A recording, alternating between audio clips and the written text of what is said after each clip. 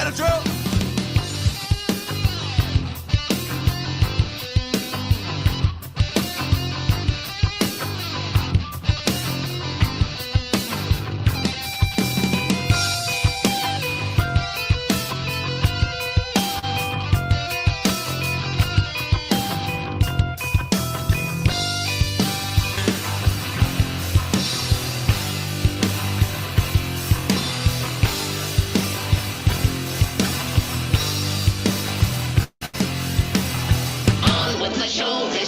Freedom is very fragile. It's more fragile when we don't know the truth.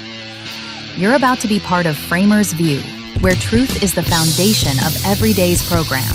Join us live every weekday right here on Rumble at 1 p.m. Eastern.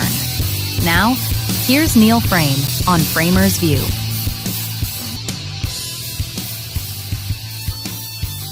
Here's Neil Frame, and yes, it's true. Maybe everything is not all that bad. Maybe. We'll see. Last night was interesting in Arizona. We'll get to that.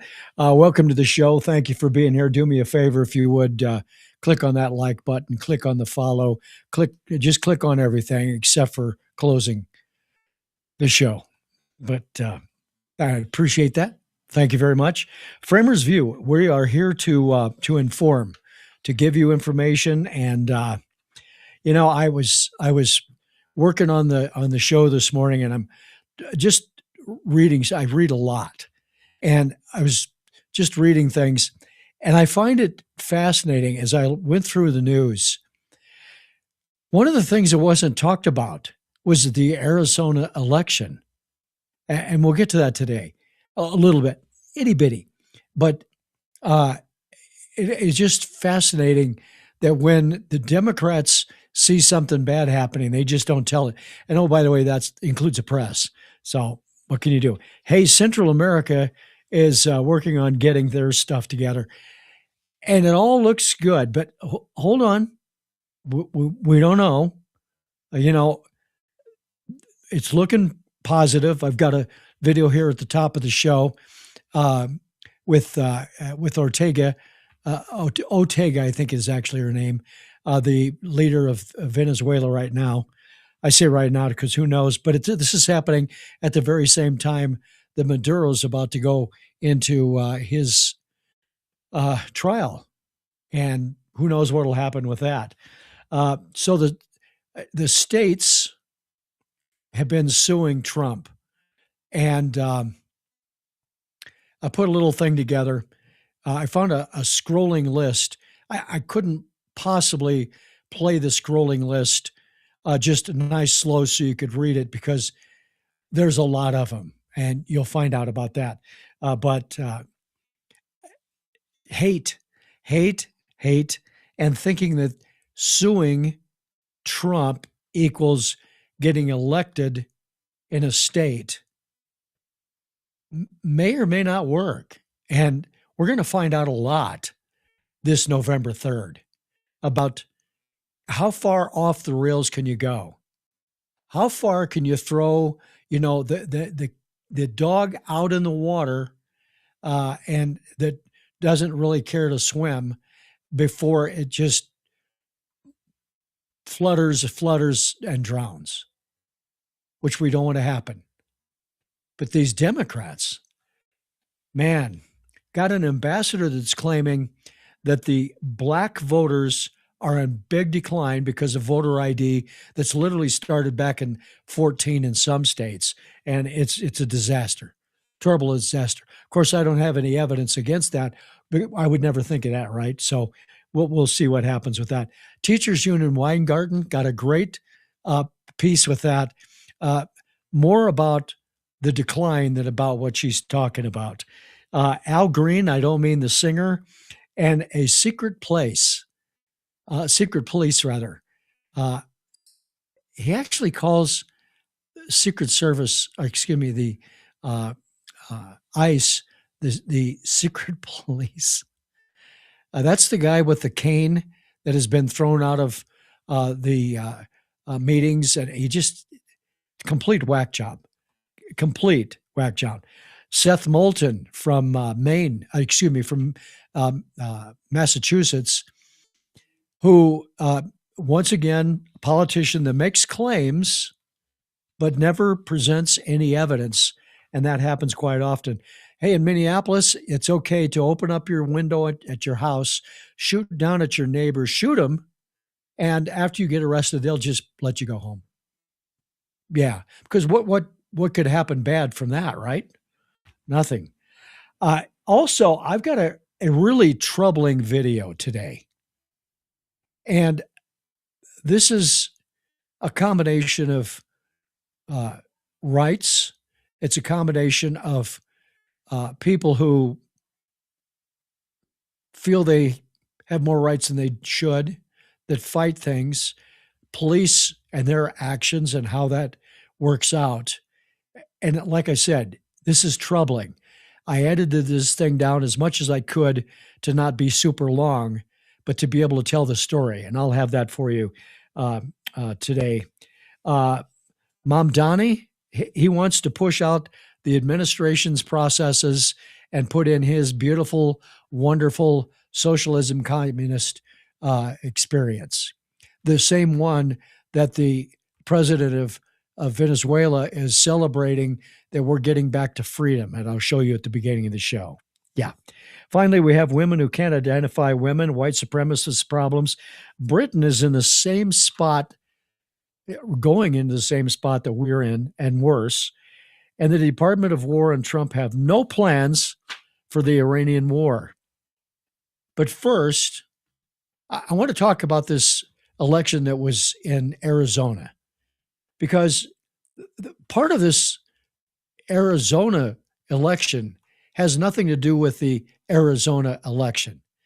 It has more to do with what's happening with this whole socialist communist push, because they had some people in Arizona that were doing that. But in Arizona, you have a combination. It's an interesting state because you have a lot of people that come from the north.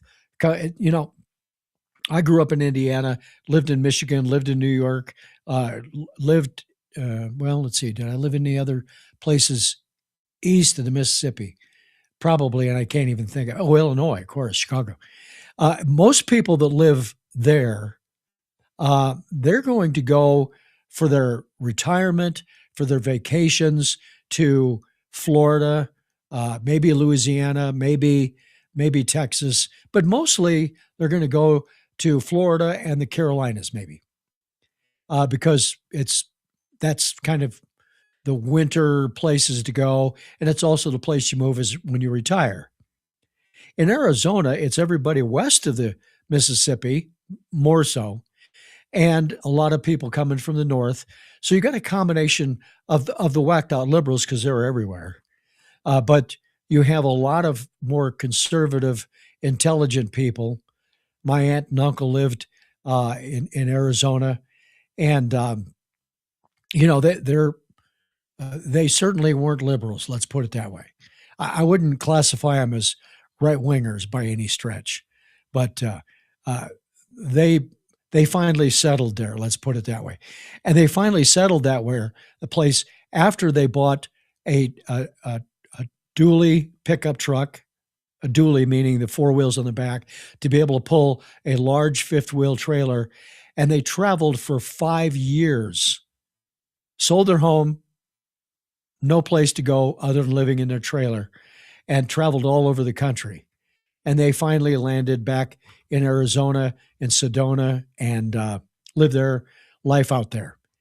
So there's all kinds of people that go there. But I wrote a note, or I got a note here of my little girlfriend from Grok.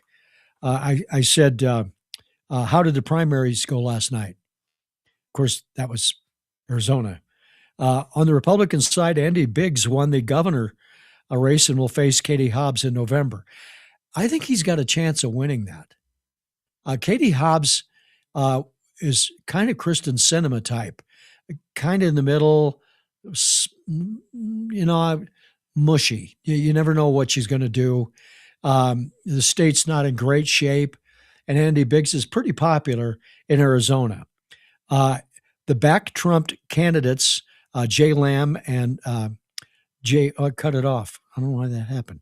And Mark Lamb secured the House nominations.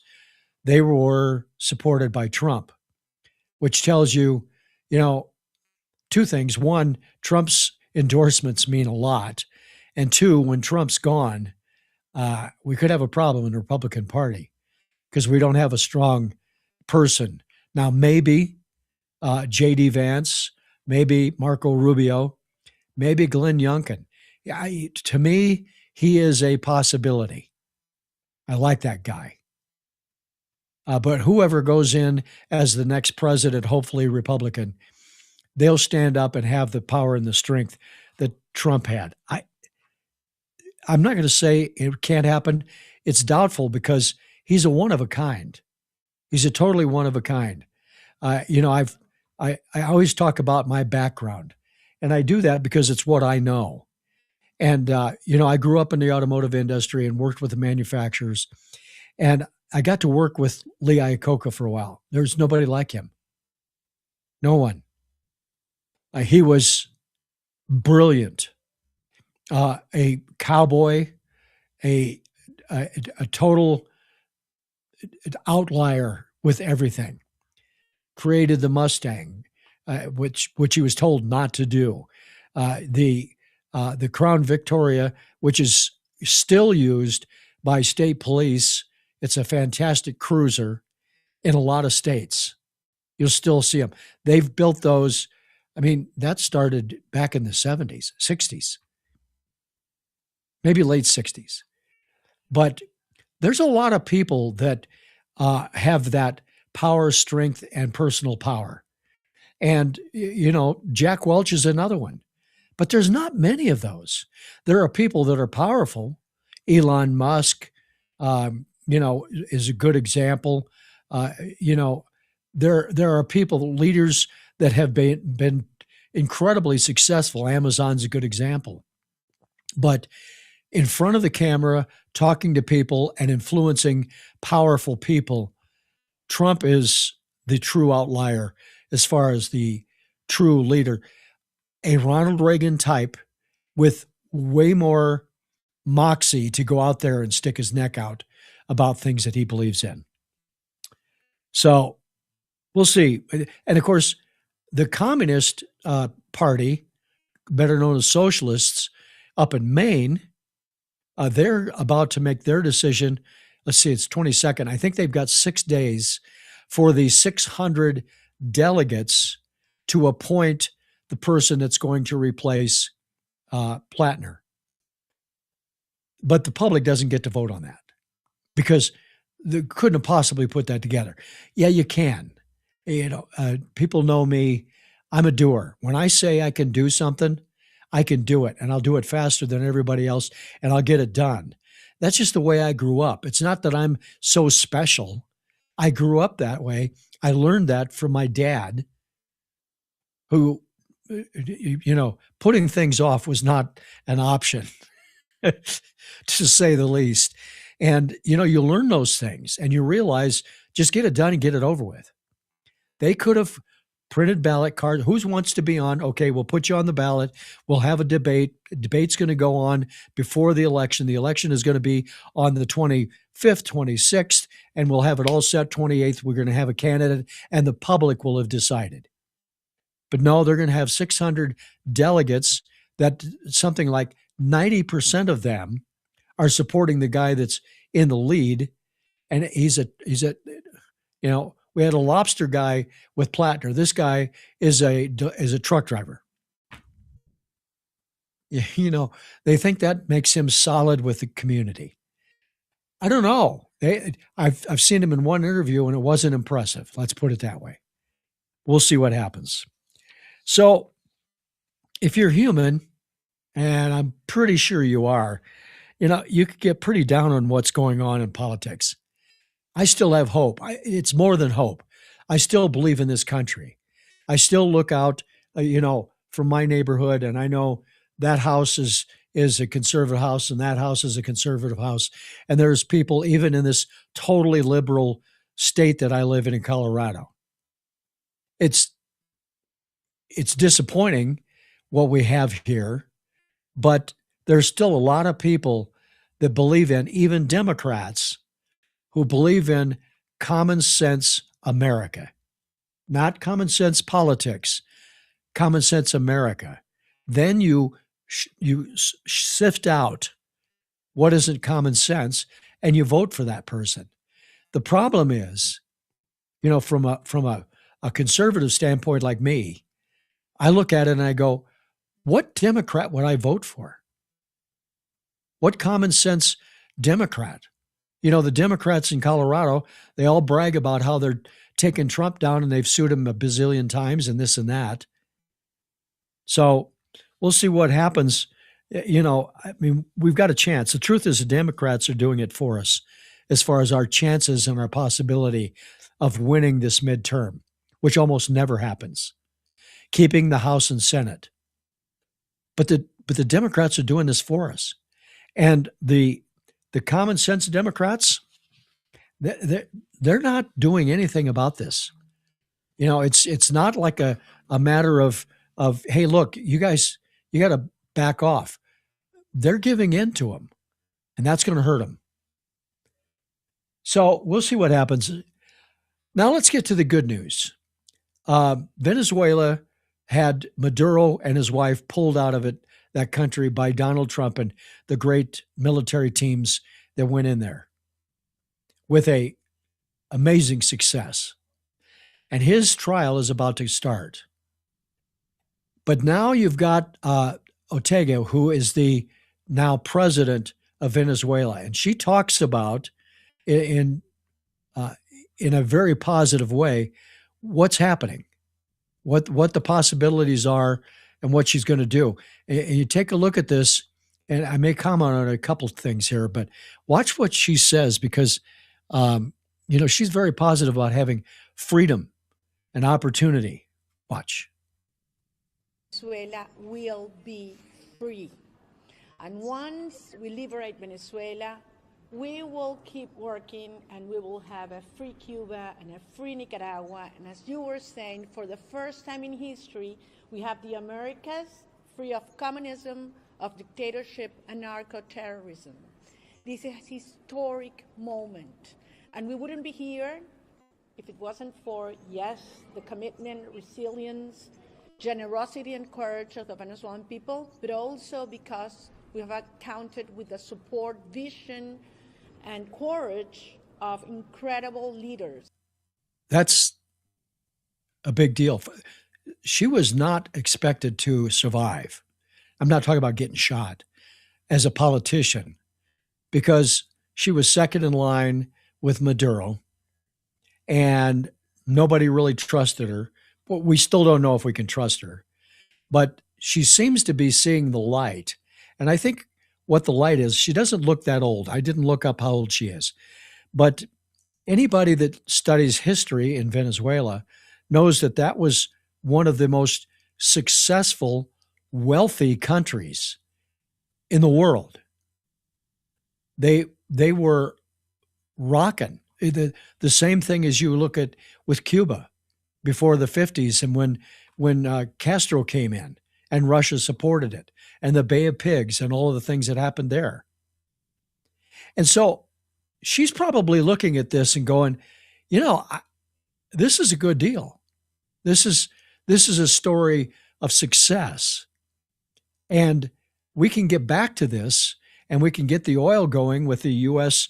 oil companies and the other oil companies that are there, and it'll generate revenue, and we can improve the food situation, and we can get rid of terrorism.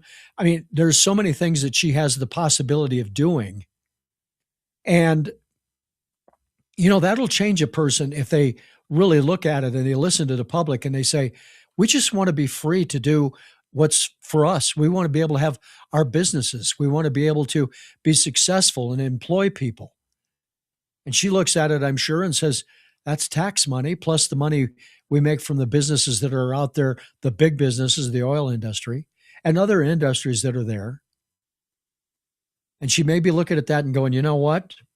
We can't ignore this. We can't ignore it. There's a strong probability that we could make something very successful here. So while that's happening in America, I mentioned this earlier in the opening of the show. I said, we've got secretaries of state of the states. We've got the attorney generals of the states that are bragging about how many times they've sued Trump. And every time that happens, everybody cheers it. And I found this scrolling piece of information of the lawsuits against Trump, which exceed 900. And you're not going to be able to read this. It's a scroll. But I wanted you just to get a feel for what it is. And there was content with it. And I decided, you know what? I'm going to record the content so I can make it fit, because I couldn't make it fit within the scrolling. So watch this and we'll talk about it on the other side. From day one, the deep state has litigated its way into stopping the Trump administration at every turn to date. There are over 900 lawsuits and counting. Activist organizations, blue state AGs, and uniparty allies flooding the courts on borders, deportations, EOs, military policy, you name it. This is straight color revolution tactics, American style. When Democrats lose at the ballot box, they weaponize institutions, courts, NGOs, activist judges, and use their billionaire funders to manufacture chaos. Tie the elected president's hands with endless injunctions and grind the people's mandate to a halt. They flood the system with lawsuits, get friendly judges to block policy after policy, bleed out momentum while the media cheers the resistance. As that scrolled by, even though I watched it many times and did that little recording to go with it, I thought to myself, 900 lawsuits for frivolous reasons, most of it thrown out, almost all of it thrown out. Things that are still hanging out there by states, including this lunatic that's running for governor, that was the attorney general here. The hate and here's the thing. Let's back up a second. The whole reason these lawsuits are going on has nothing to do with them thinking that Trump's doing a bad thing. It has to do with trying to find a way to sue him and stop him because he's being too successful. It's kind of like, I'm an old hockey player. You go to the penalty box for tripping somebody. You go to there's a foul called in football when you hold somebody. Now, let's think about why those two things happen in sports. The tripping in hockey and the holding in football is because the person that you're tripping or holding is successful in this play. So they have to stop them because they don't want them to get past them and possibly get a touchdown or a goal in hockey. Well, now let's go to politics. If you hate somebody so bad that you just can't breathe, and you see him making America better, and that hurts your party and your chances of becoming whoever you want to be in politics, then suing him is a way to try to slow him down. That's the trip or the hold. It's that simple. And as those kind of things happen, and they happen often, you get 900 and some people, lawsuits that just scrolled by there. That's frivolous, stupid, crazy. Man, I got so much to cover today, and it's a potpourri today. But some of the things that are happening are not, you need potpourri to kill the stink. So we talked about lawsuits on the federal level with these states that are suing Trump. And then you get the guy that's an illegal immigrant who has been found guilty of crimes that is suing Trump. Yes, he's in prison and he's suing Trump. Look at this. Illegal immigrant who murdered a Michigan woman sues Trump, demands $75 million, a public apology, and he wants U.S. citizenship. So, alleging he faced humiliation when his case was used as a political talking point and is demanding $75 million, the apology, and his citizenship. Brandon Ortiz Veit, something like that, 27, who was previously deported from the United States, Oh, by the way, he was previously deported from the United States from this country, is serving a sentence of 39 to 102 years in prison for killing Ruby Garcia in March of 2024. Well, Garcia's body had several gunshot wounds and was found dumped along the road in Grand Rapids, Michigan. The pair were in a romantic relationship and were engaged in an argument at the time of the slaying. And this guy is trying to sue Trump and get $75 million in citizenship, which I don't know what good that would be for him because, considering the fact that, well, he's not going to get out of jail for a long time. Maybe. We'll see.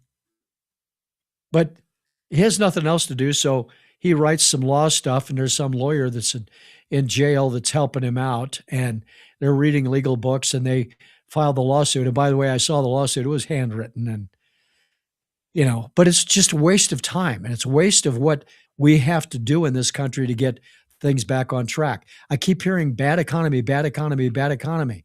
Well, guess what? If you think about how long ago I talked about the fact that we were in a spot like we were with Carter and Reagan coming in, we're in that same spot with Trump. It takes time. We're not that far into it.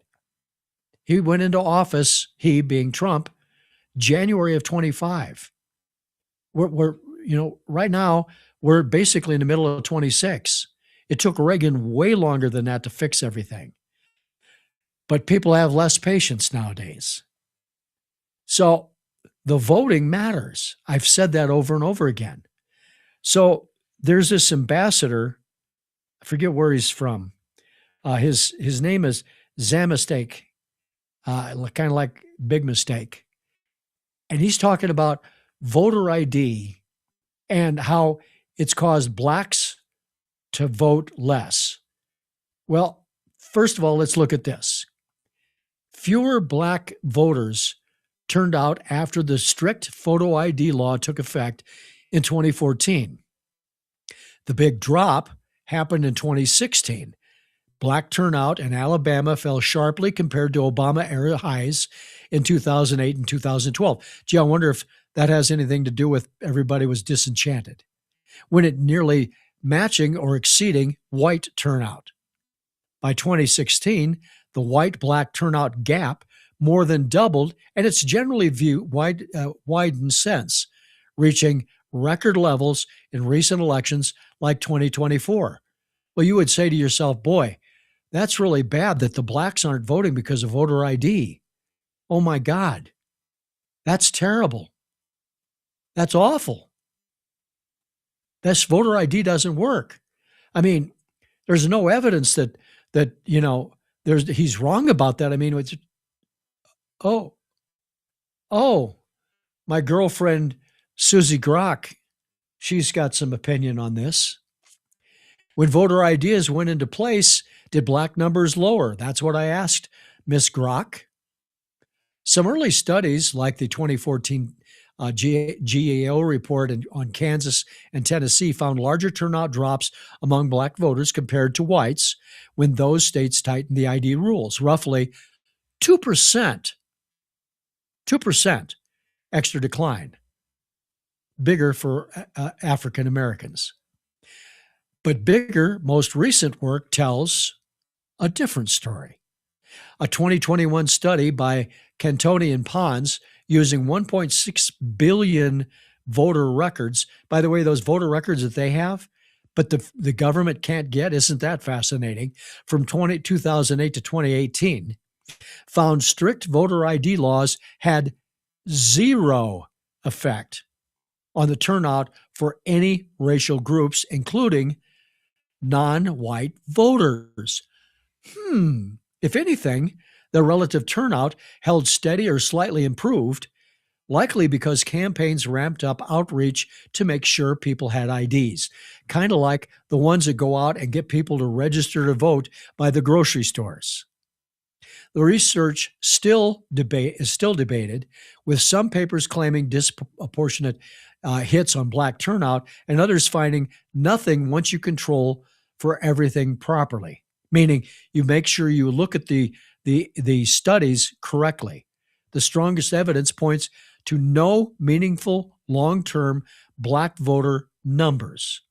Isn't that something? But this guy, this ambassador, claiming, look, if you're black, you're not African American, by the way. You're just black. You're an American black person, like I'm an American white person. You're no better and you're no worse than me. You should have the same job I've got. If I'm qualified and you're qualified, if you've got a little more qualification, you've got the right to get my job. That's the way it works. It's the way America works. You know, I didn't apply for a job for most of my life. People hired me. But the point is, sometimes you don't get picked. Maybe your personality doesn't quite match with the HR person or the boss or the owner, whoever it might be. It may not be just qualifications. You don't feel like that person's going to fit. I can't tell you how many times I did that. I'm interviewing people and I go, it's a really sharp person, but so's that one. And I think this person's going to work with us better. Those things happen. It's the way the thing works. It's just the way it works. And voter ID matters. So, you know, when you look at this whole idea of voter ID and the importance of it, all you have to do is grow a pair, get teams together to help get people to be sure they're registered legally so they can vote. And if they're not legal citizens, too bad, so sad. But, you know, voting matters. And as time has gone on, one of the big problems is the teachers' unions. Now, I've got a good buddy that's been a school teacher forever. And, you know, we talk about schools, where the problems are, what good things are bad things. But one of the problems is that they've gotten away from the core education, the things that got you and me, those that you watch, they got you and me past the problem of not understanding what's really going on, because we learned civics and history and economy and a lot of things that we understand today. The younger people are being indoctrinated. Well, Randy Weingarten is a good example of a crazy person. And the education that's occurring with these teachers' unions, the depletion of successful education is frightening. But watch this woman in this speech. Just understand, this is the president of a teachers' union. Watch. To protest together, to vote together, to act together, to bring about change, real, lasting, life-improving change. That is the power and potential of our movement and of the AFT. Yeah, there you go. So first of all, she is classically involved in so many things with the Democrats. It's crazy. And she's a whacked out liberal. And she was a big part of what happened during COVID with these students that stayed home. They didn't get good education. We've got a number of friends that have homeschooling for their kids, partially because they don't trust what's happening in the schools. but they did it the right way. There's homeschool programs that are fascinating, how organized and planned out it is. But then the parents have to be engaged. You know, the scariest thing for me is having my kid come over and ask me to explain something in high math. I'm terrible at math. As long as I know that 2 and 2 is 5, I'm good.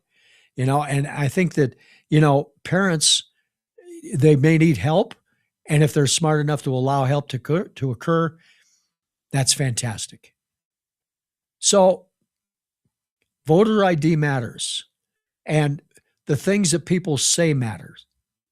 And I've got a couple stories here that is pointing out how if you don't know the true story of what's going on in this country, then there's a high probability, a very high probability, that you're going to fall in the trap of the lies that they're sharing. So Al Green, this guy, this is the guy, bearded guy. He's got this gold cane that he walks around with. I don't know if he whacks people with it when nobody's looking. I don't know. Maybe he needs it to walk. I don't know. But he's always like this at the speeches with Trump. You know, the State of the Union and those type of things. And he's obnoxious. But now he's calling ICE the secret police. Secret police is a pejorative. Watch this. We'll talk about it on the other side. But what he says here is just, it's just plain stupid. Watch. So we can't allow ourselves to devolve into a society where we condone having a secret police. Would you want your daughter picked up on the street by a man with a mask on that's not properly identified, taken away to some place where you can't find your daughter until you get a lawyer? This is ridiculous. We have a duty, a responsibility, and an obligation to demand that the police identify themselves when they're going to take us into custody. Okay, well, let's figure this out. Okay, number one, when the ICE guys show up, they've got a vest on, says ICE. It's got their name on it, says ICE on the back. A lot of times they've got a helmet on. They've got ID, most of the time.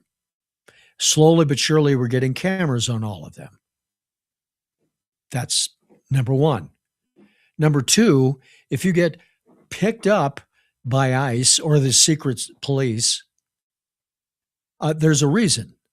Most likely the reason is that you were involved in something you didn't belong in, and you were with some illegals, or you are illegal, because of course he supports legals and illegals, and they get swept up, and then they get taken to the detention center to say you don't know where to go. If you're an illegal, guess what? The illegal parents know where that kid is. They just can't go there because then they're going to be grabbed too. You see, if you're illegal and people are looking for you, it's kind of like the top 10 most wanted by the FBI, which only is about 9 left. Excuse me, not about 2 left, 1 or 2. They've got 8 or 9 already. But when the police get to do what they're supposed to do, that's what happens. And he's trying to throw out fear. And those who don't want to be educated will believe that. And therein lies the problem. Now, Seth Moulton, a congressman from Massachusetts, was on CNN with Stephanie Ruhle. Boy, she's something. And he's making claims. And just listen to what he says, because one of the things that happens is this. Let's first talk about Trump's speech the other night when he talked about the elections. All of what he said is now up on the website, at the White House website. All of his evidence, everything that he's got. He had evidence. He's not going to pull it up in front of it. But he's going to say he knows this. He's been told this. He was down on the ground and they were telling him that. Number one, who were the people he was talking to? You know, are they wackos? Are they illegals? And that's number one. Number two, what says he even heard anybody say that? But watch this interaction on CNN. I'm sorry, MS Now, with Seth Moulton. There are also, these agents are getting disappeared. There are also a lot of immigrants who are getting killed and we don't even know about it. Right. You know, and that's the story Why do I you think heard that? in Minneapolis. Because we need more witnesses on the ground. We need more Americans to show up. We need more members of Congress. No, but why do you think more immigrants are getting disappeared or getting killed and we're not aware of it? Because the administration just covers it up and they want this story to go But away. what makes you They think can this get is happening? Oh, because I heard very specific, detailed stories on the ground in Minneapolis when I was there. I don't think that Stephanie Rule believes him. Just a look on her face. Oh, I got information. Yeah, I know that. Produce it. They're just disappearing them. People are disappearing. That's been a claim for how long? I don't know. They do this all the time. You know, it's much like, you know, all of the people, you know, the Swalwells and those kind of people.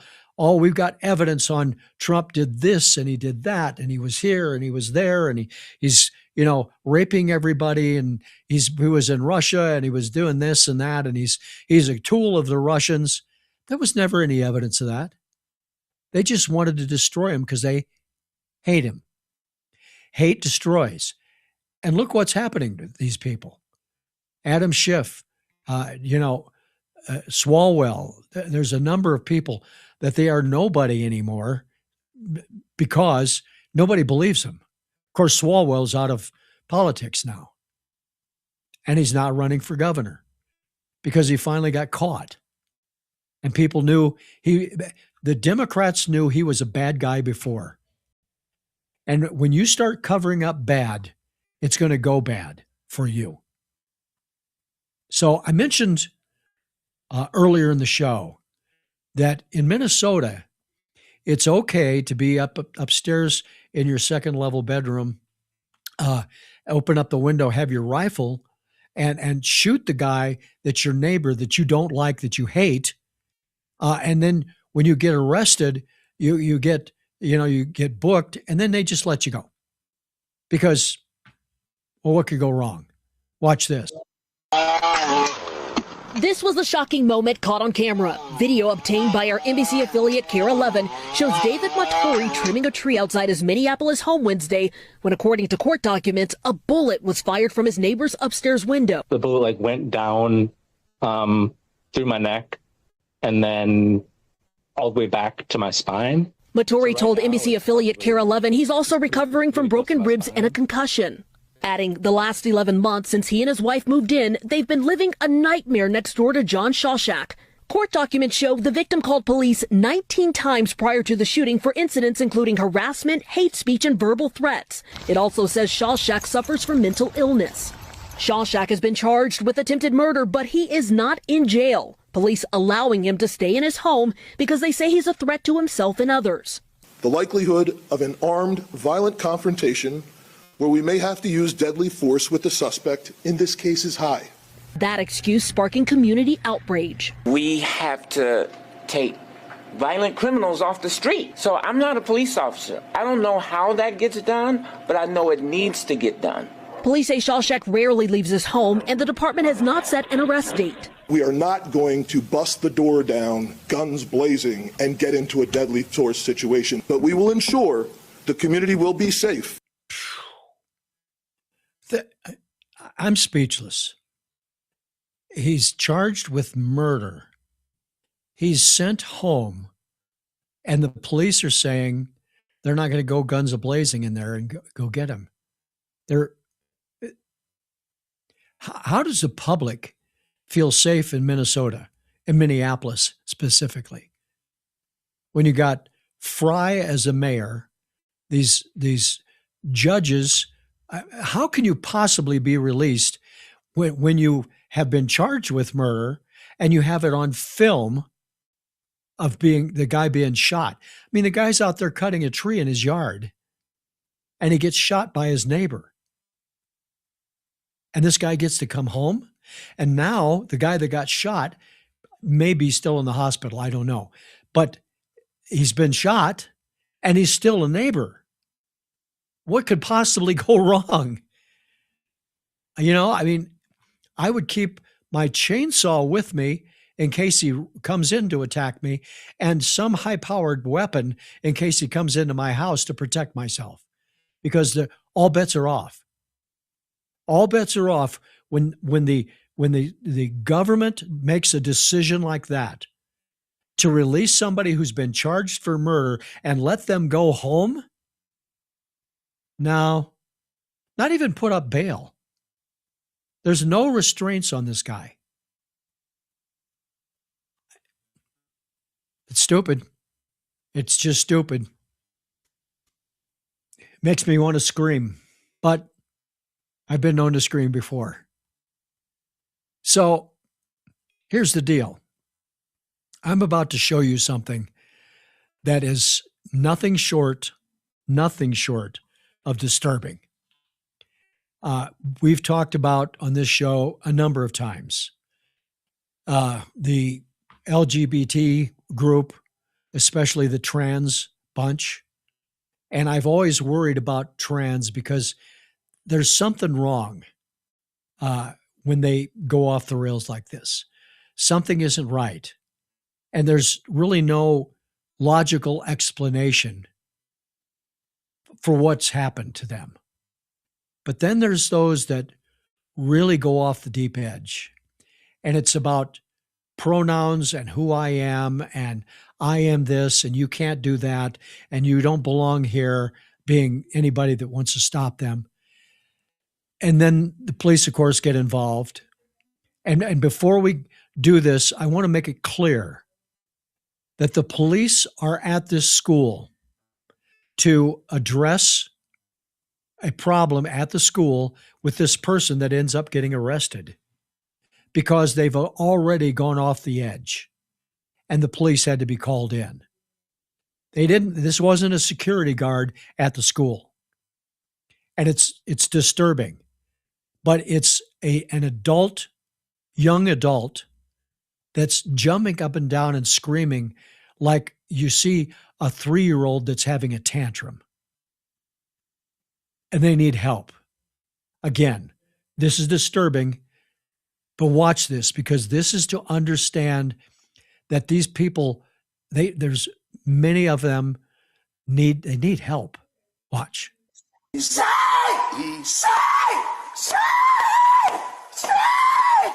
Stop mass tickling me! Just say she! Why do you let those kids get away with this? They are not supposed to be here! If you don't lower your voice, I am going to put handcuffs on you and I'm going to take you to a Baker Act facility. You lower your voice. Try it.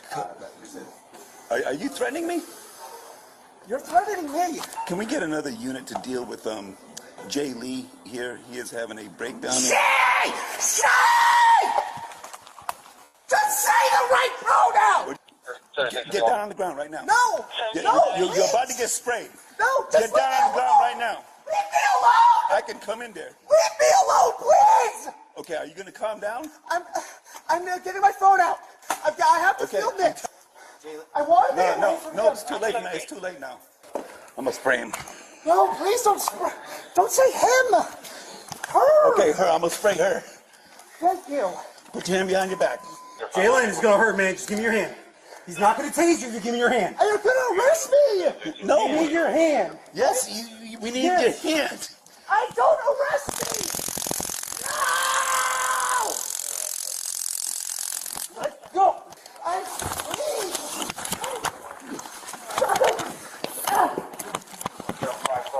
I got his leg. Give me your hand. All right, give me your hand. As I said, that is disturbing. So where are the parents? I mean, not that moment, but where are the parents in his life, her life, whatever, its life? Who was there for them when they were going on this journey to get to this point? Did they have psychological help? Anybody that's so wrapped up in the pronoun, she kept yelling, say it, use my pronoun. I kind of get that At that point, they've lost it. They have no way to pull it back. But the cop has no choice either, and didn't use the taser until really there was no option. And the person was wound up enough that screamed about the taser, but it didn't knock him over. And it's not because of drugs, it's because of adrenaline. It's because of these people that are off the edge. It's sad. And I think that they need mental help to help them either find their path with the transition or to get back to reality. You know, God judges whether they can be trans or not, or whether they are trans, or whether they are misgendered. I don't believe that in a moment, for a moment, but it's God's will. But somebody has to either help them get on one side or the other and become part of a community and not be that. Scary. So Mom Donnie, who needs help also, talks about 2028 and changing the way administrations work. Watch this, because what you saw just a moment ago is the calm version of what we just saw. And we know that in 2028, yes, we have an opportunity to move beyond the current federal administration. And that begs the question, to what? And I think that it is time to be able to not only have a vision, but to deliver on that vision. And what we're showing here in New York City is that it is possible to put working people back at the heart of our politics and then also deliver for them at the same time. This is the beginning of socialism. This is what they say and do.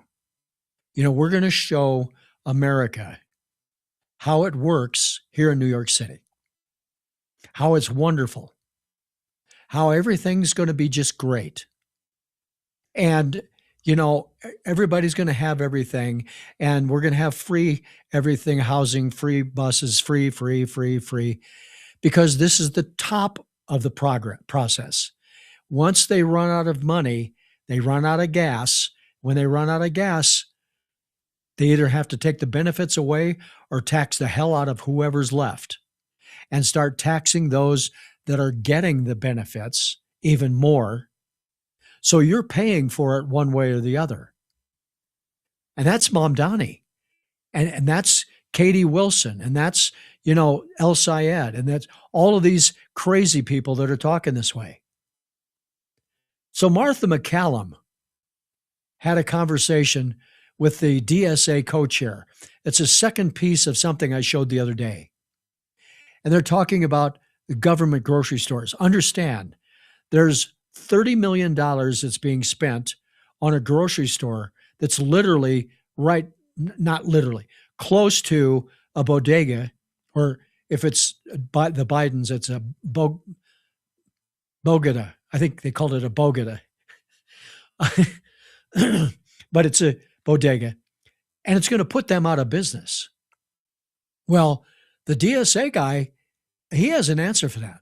He knows what the problem is, and he has an answer for that. Watch this. So they're up, like, breaking ground on one grocery store so far. It's going to cost $30 million to build a grocery store. In what world does it make sense to build a $30 million grocery store and put competitive pressure on the bodegas that are in the neighborhood?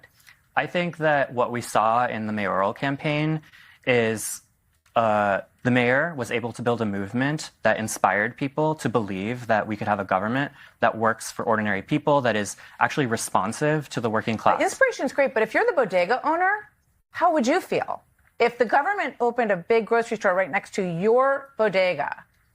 If one publicly owned grocery store that brings prices down in the neighborhood is enough to put someone out of business, then maybe they shouldn't have been in that business in the first place. Okay, asshole, I'll just say it. Number one, the grocery store that has the groceries in it, that's a government store, those groceries are bought by the government. The money that they use to buy those groceries for that grocery store is tax money, which means those that are taking advantage of the government store are spending money on groceries where they already are spending money for the government store to buy the groceries. Because it's not a private business. It's not a public business. It's not a King Soopers or whatever area you have. Kroger. King Soopers is a Kroger store. It's not that. It's not a company that's doing business to employ people, to give them benefits, to be able to have a great array, supply, and quantity of groceries. And once they start having a problem, guess what? There's going to be less groceries. That's what was happening in Venezuela, a socialist communist country. And now it's changing. But this whole idea, this whole concept is just insane. And they're not going to be, the bodega that goes out of business is gone. The person who made money and employed people are gone.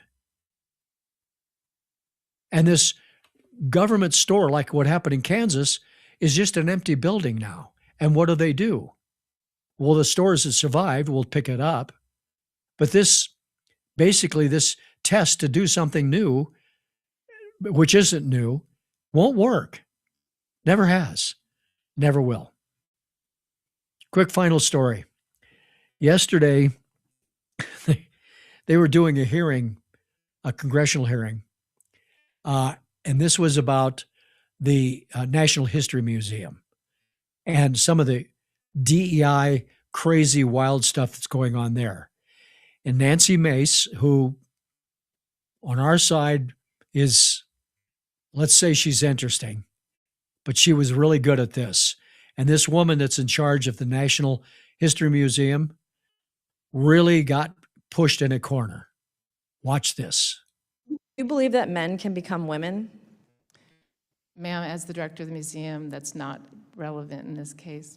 It's very relevant. You've got men dressed up as women, and you have them on displays in front of kids. Do you think men can become women, yes or no? So RuPaul's Drag Race, which is the upper... It's a man. RuPaul is a man who dresses like a woman, literally. What is a woman, Dr. Hartig?